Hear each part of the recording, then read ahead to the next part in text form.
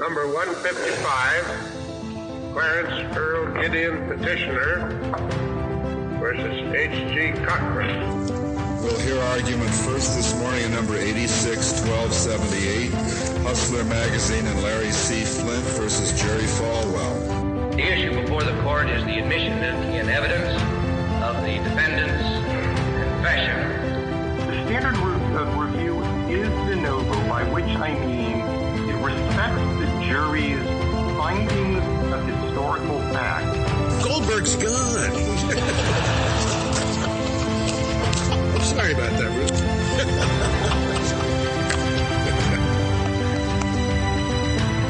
Welcome to another episode of De Novo, a Supreme Court podcast. August 2023, Donald Trump was indicted on 4 counts arising from Jack Smith's investigation into January 6, 2021. He was investigating the alleged attacks on the United States Capitol. The allegations against Donald Trump were that he conspired to overturn the results of the 2020 election. Donald Trump filed a motion to dismiss in front of U.S. District Court Judge Tanya Chutkan to throw out the charges against him, arguing that he could not be held criminally liable for his official acts even after he left office. Even after he left office is the important part there. Tanya Chutkan held hearings. She denied Trump's request in February.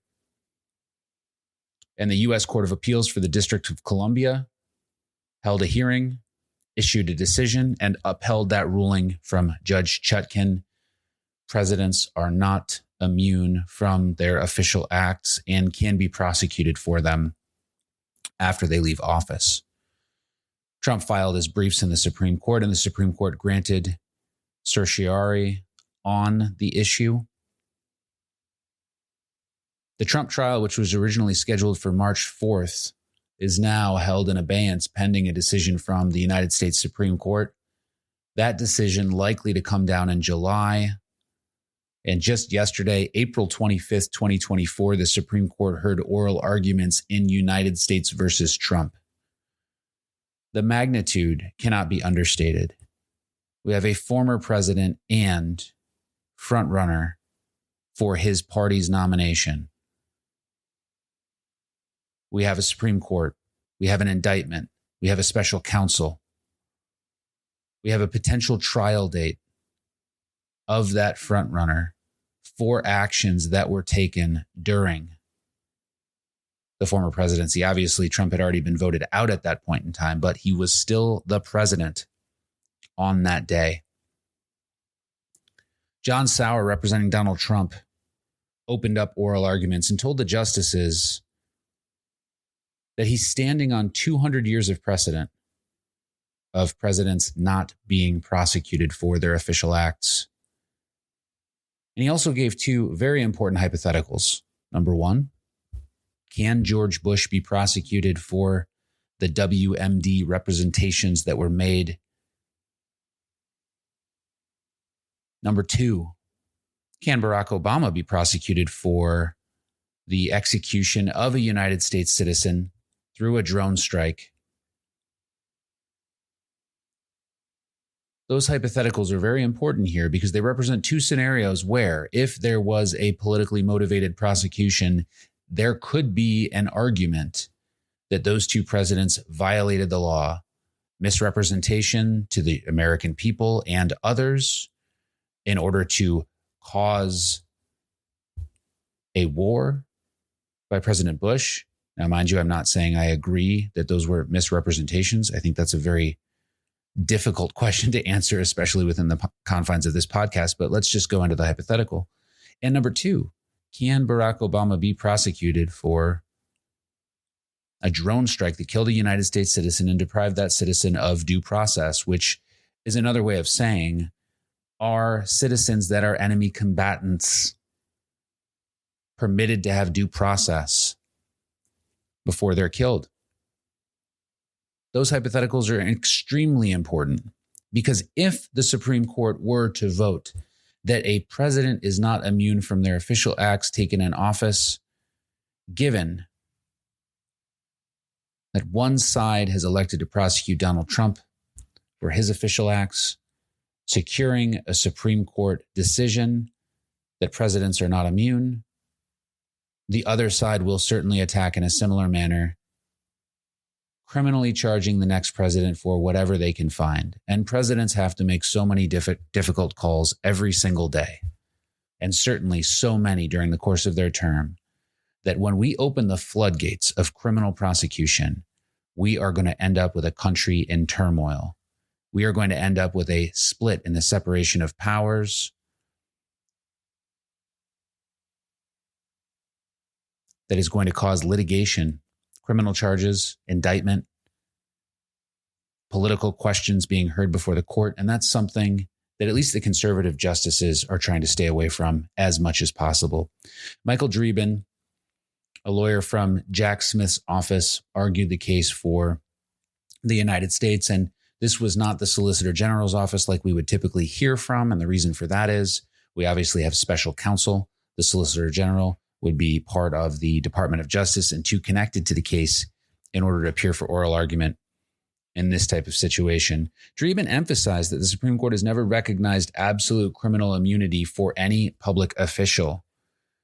And certainly he's correct. It has not been enumerated.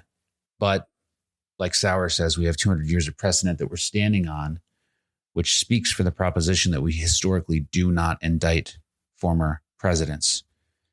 Going back to Sauer's argument, several justices pressed Sauer on how to distinguish official acts for which a president would enjoy immunity under his theory from private acts. And there were some hypotheticals. Chief Justice John Roberts notably said, how do we separate an official act from an unofficial act in an instance? And this was a great example he gave where we have a president who accepts a bribe in order to appoint an ambassador. How do we separate the fact that the bribe is criminal when the bribe was for the appointment of an ambassador, which would be arguably considered an official act under Sauer's example? That is a very well thought out. Kudos to Justice Roberts' clerk who came up with that example, or maybe it was the justice himself. But I'm sure that there was probably a whiteboard somewhere at the Supreme Court with a whole bunch of hypotheticals and examples to find out which one was going to be the lead off in oral argument. Sauer conceded that accepting a bribe is private conduct, and that's exactly what he should have conceded. But he argued that you would have to sever that appointment of an ambassador from an indictment because that's an official act and it should not be concluded. And that really sets up, I believe, what is the real battleground of this case. The Supreme Court is sure to decide that a president is immune from official acts. But then there's this other question. Does the official acts that Donald Trump engaged in, are those to be included in an indictment where he is alleged to have engaged in private actions that were criminal? For instance, if a court determines that his phone call to Georgia, find me more votes, was a private act, does the jury then get to hear about Donald Trump's discussions about appointing a new attorney general or cabinet level discussions that Trump had that would be considered official acts? Are those things items to be delved into? This raises an issue that nobody really spoke about, and I hate to get outside the argument, but I think it's really important. If we open up, the answer to this question really is, if we open up official acts to litigation, we are going to have to disclose a lot of information about what happens in the Oval Office. There may be instances where national security considerations prevent us from doing that in a fair and public hearing. And that's traditionally why this grant of immunity is so important, because to wade into these sort of official acts in this level would require us to sort of open up everything that happens in the office of the presidency. And there's so many things that are done that likely need to be kept confidential, at least now. We don't want foreign leaders understanding certain things about the way we run our country. We don't want foreign governments or spies to understand those things. And to subject the president to an indictment where he can only defend himself with the communications he engaged in, we're sort of creating an area where, in order to criminally convict one person, we are putting the country in danger. Whenever I hear something like that, I think danger, grave danger. Is there any other kind? And if you are listening and you have watched A Few Good Men, I'm really hoping you get that quote. Going back to oral arguments, Justice Kagan lobbed a series of examples, some taken directly from the indictment at Sauer, sort of trying to get some concessions that some of these were private conduct and not official conduct, and he conceded on all of them.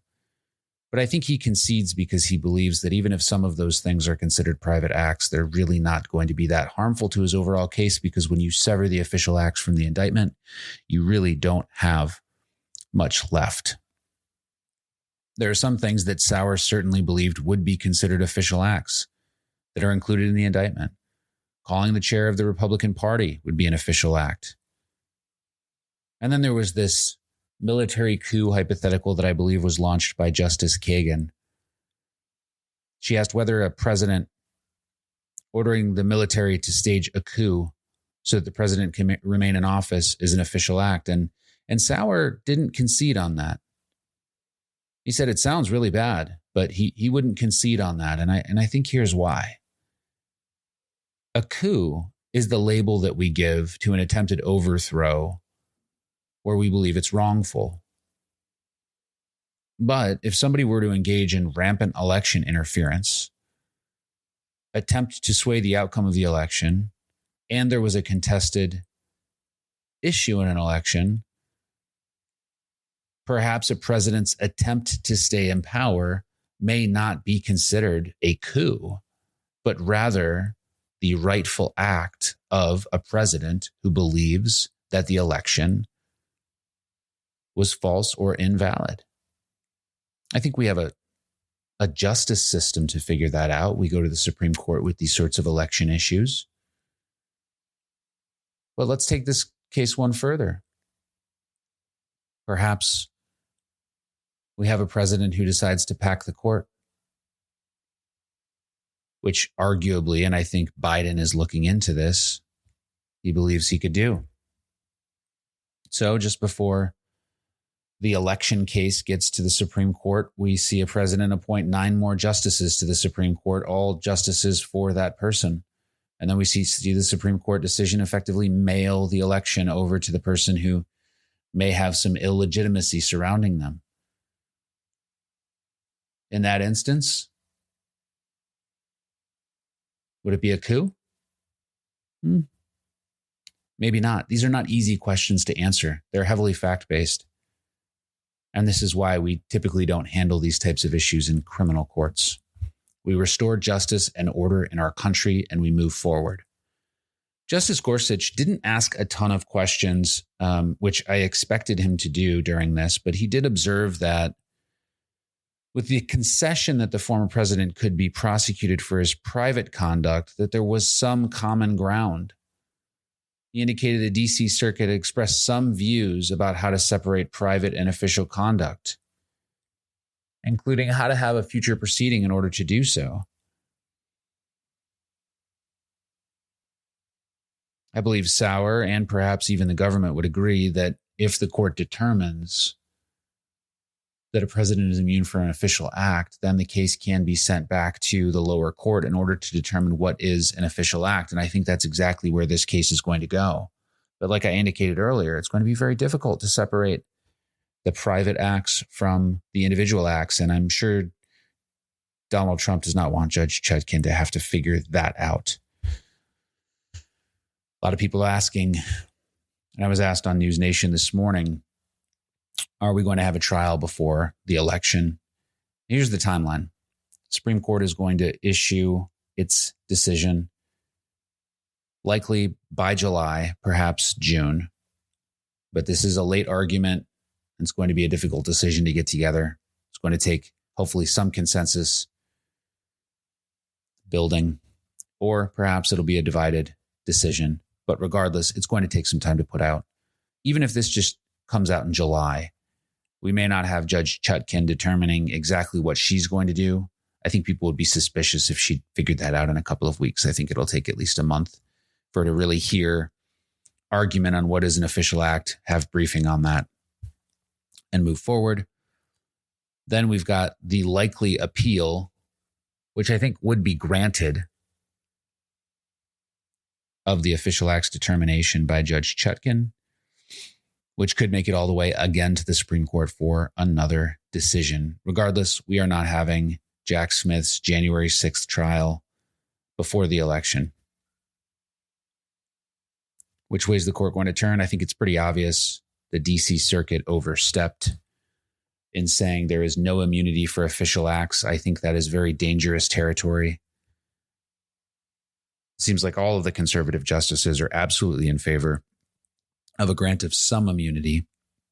And while we heard Justice Sotomayor, Justice Kagan, and Justice Jackson pretty strongly advocate for no immunity, it's not clear that they feel that there should be no immunity.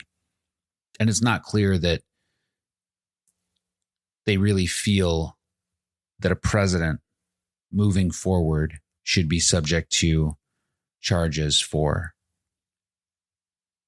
their official acts.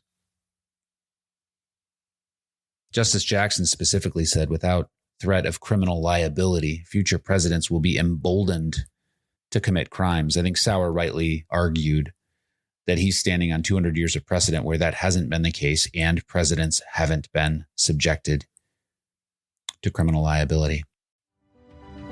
As always, you can find me over at my website, ronaldwchapman.com. There you can find articles related to all of this, notes, cases, additional